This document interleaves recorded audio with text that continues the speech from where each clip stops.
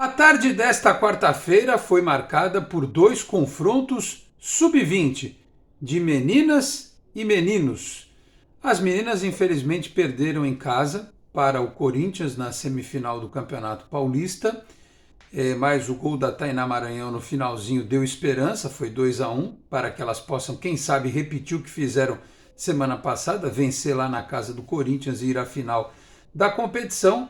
E jogando lá em São Bernardo do Campo, né, o sub-20, os meninos do professor Orlando Ribeiro, pegaram uma chuva brava lá, a tarde virou noite, mas de virada conseguiram bater o time da casa lá no Baetão por 3-1 e dependem de si apenas na última rodada em casa contra o Bragantino para passar para a próxima fase do Campeonato Paulista. Sobre isso eu falo a partir de agora. Meus amigos, um grande abraço, de volta para mais um vídeo aqui do nosso canal 10. Este é um conteúdo exclusivo em nome de Sicoob Unimais Metropolitana, sede em Santos, na rua Doutor Carvalho de Mendonça, 187 na Vila Matias, o telefone é o 13-3229-8855, tem Sicoob também em São Vicente, Guarujá, Praia Grande, Cubatão, Peruíbe, Mongaguá, além das agências na capital paulista, Grande São Paulo, ABC, importantes municípios de Santa Catarina e do Rio de Janeiro, com a incorporação do Sicoob Santa. Se você está chegando agora aqui ao canal 10 pela primeira vez, eu peço para que você se inscreva, ative as notificações, deixe o like, que também é importante. Se quiser, torne-se membro do canal. Pode compartilhar também os nossos links dos nossos vídeos, né, na sua rede social, no seu grupo de WhatsApp. Ajude o canal 10 a continuar crescendo, tá certo? Hoje esse conteúdo é exclusivo das sereias, né, das sereinhas, mas eu estou abrindo aqui uma exceção para que o time do Orlando Ribeiro pegue uma carona, porque houve mais uma dessas coincidências, né, em que os dois jogos aconteceram ao mesmo tempo. Os dois jogos foram transmitidos pela internet, né, pelos canais da Federação Paulista. E aí é aquela coisa, jogo 3 horas da tarde, eu dificilmente consigo ver muita coisa. Mas deixei lá uma aba em cada jogo, né, no computador. Aliás, compartilhei aqui na nossa comunidade do canal. Eu sempre compartilho os links dos jogos do feminino, do sub-20, do sub-17, da base em geral, né, na nossa comunidade do canal, para que vocês, sendo notificados, possam acompanhar também, tá certo? E aí, o pouco que eu consegui ver das sereias, das sereinhas, melhor dizendo, é que eu notei um pouco de ansiedade em algumas jogadas, né? Um pouco de algo que é normal para a idade delas, para a fase em que elas vivem de maturação, de experiência, né? Algumas tomadas de decisão equivocadas. Teve um lance, por exemplo, que teve 2 tentativas de bicicleta no segundo tempo, né? No ataque do Santos, e não deu certo, né? Enfim. E o Santos teve chances, né? Teve oportunidades, teve boas chegadas ao ataque, mas permitiu que o Corinthians fizesse 2 gols e o prejuízo só foi minimizado porque a Tainá Maranhão fez um bonito gol no segundo tempo, né? O Corinthians com a Stephanie logo aos 5 minutos do primeiro tempo, e aí a tua estratégia vai pro brejo quando você toma um gol tão cedo assim na partida, né? E aí no começo, não, bem no começo do segundo tempo, mas nos minutos iniciais lá, aos 13 do segundo, a Rafa Rodrigues fez o segundo do Corinthians no escanteio, né?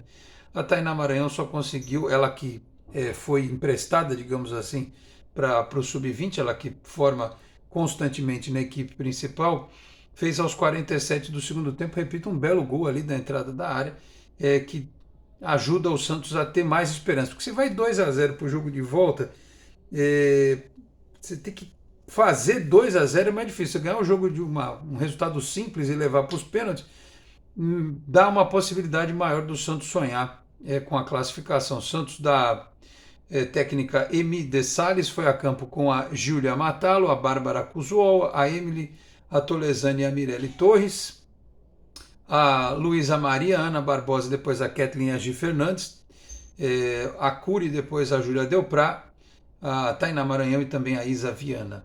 Estou vendo aqui, como eu sempre dou os créditos ao Diário do Peixe, que tem lá a ficha do jogo, né? Aliás, esse aqui também é o texto lá do site oficial, né?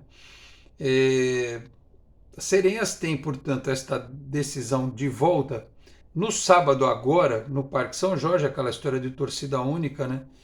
4 da tarde. Então, precisa ganhar lá de 1-0 para levar para os pênaltis. Se ganhar de 2, classifica.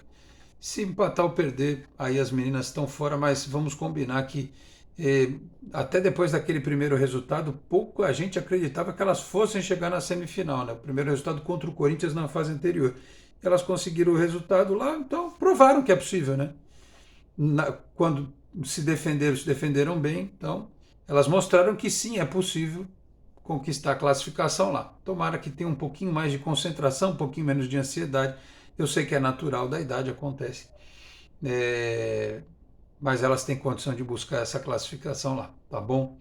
E como eu disse, foram jogos ao mesmo tempo, então este conteúdo que é em tese exclusivo do futebol feminino, estou abrindo um espacinho aqui para os meninos da base, porque, repito, estive lá de olho também no Santos e São Bernardo, terceira fase do Paulista Sub-20.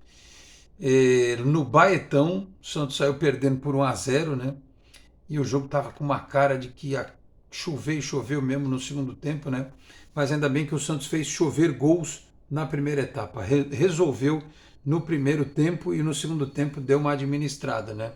O Ryan Patrick fez o gol lá do São Bernardo no começo do jogo. O René empatou aos 21, né? Ele roubou uma bola, ele acertou uma bomba, né? Fez um belo gol.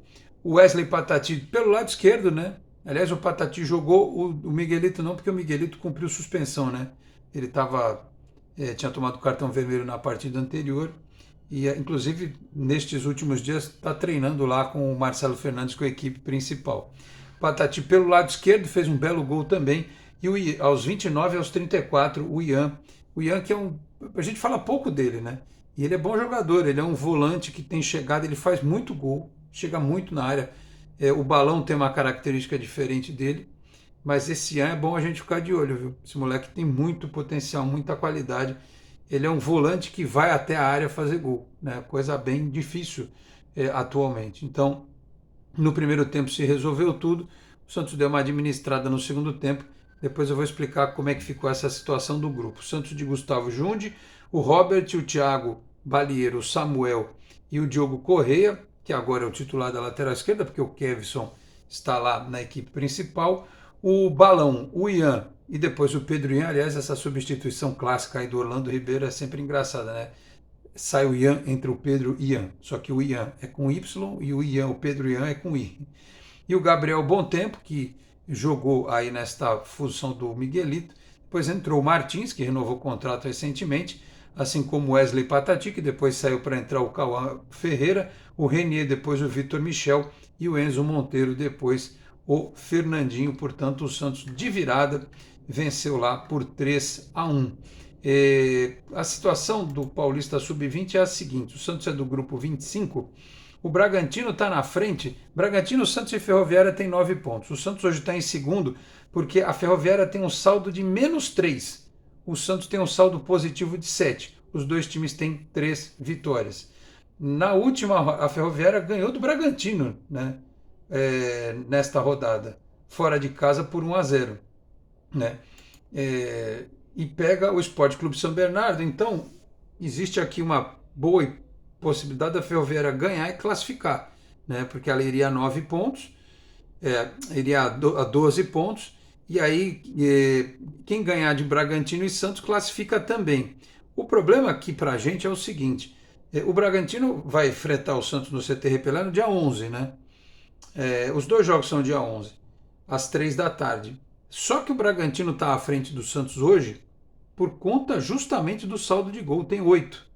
E gol marcado, o Bragantino tem 14 contra 13 do Santos. Então, se o Santos não tivesse tomado o gol que tomou lá em São Bernardo e tivesse feito mais um, estaria ele, o Santos, em primeiro em vantagem, poderia jogar pelo empate contra o Bragantino. Ou seja, para não correr risco, o Santos tem que ganhar o jogo. Porque se empatar, o Bragantino classifica e a Ferroviária ganhando passa, o Santos só classificam 2. Então o time do Orlando Ribeiro, né, não pode bobear não se quiser passar para a sequência aí da classificação, que é as quartas de final do Campeonato Paulista, né? Hoje o campeonato tem no grupo 22 encaminhar o São Paulo e o Ibrachina em primeiro, né? Primeiro e segundo.